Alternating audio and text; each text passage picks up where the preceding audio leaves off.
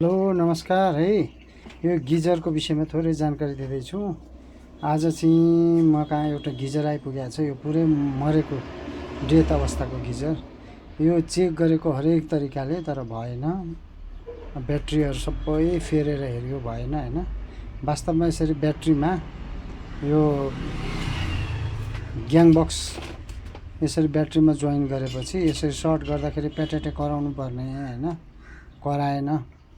अनि यसरी चेक गर्दा यहाँ हेर्नु होला, हो यसरी हेर्दाखेरि चाहिँ पटटट कराउँछ क्या, अर्थात् स्पार्क हुन्छ। त्यो स्पार्क भएन हैन। त्यही भएर चाहिँ अहिले चाहिँ अब यो ग्याङ बक्स बिग्रियो भनेर चाहिँ हामीले के फेरिदिउँ भन्दा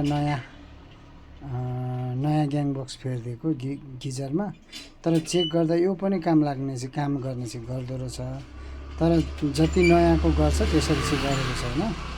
त्यही भएर अहिले चाहिँ यसरी नयाँ ग्याङ बक्स सेट गरिसकेको छ। अनि यसरी सबै फिटिङ गरिसकियो।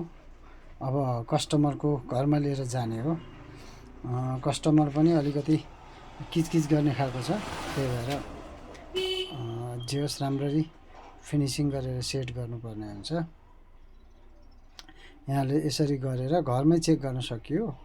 गिजरको धेरै बिग्रिने भनेको चाहिँ यो ग्याङ बक्स हो, म्याग्नेट हो।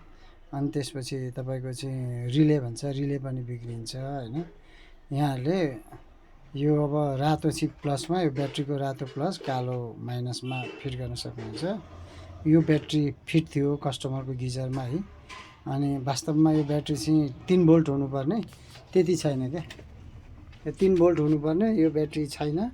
त्यही भएर यसले चाहिँ कामै गरेन। काम नगरेको भएर यो ब्याट्री पनि चेन्ज गरियो। अनि सबै नयाँ ग्याङ बक्स पनि चेन्ज गरियो। अनि अब प्याक गरेर घरपट्टिकोमा अर्थात् अब कस्टमरकोमा लाँदै हो।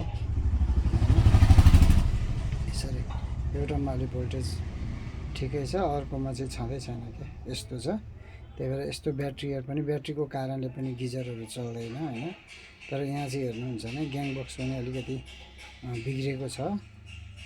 अनि ब्याट्री पनि अलि कम भोल्टेजको छ। अब सेट गरेर कस्टमरको घरमा झुन्डायो, सेट गरियो अघिको गिजर।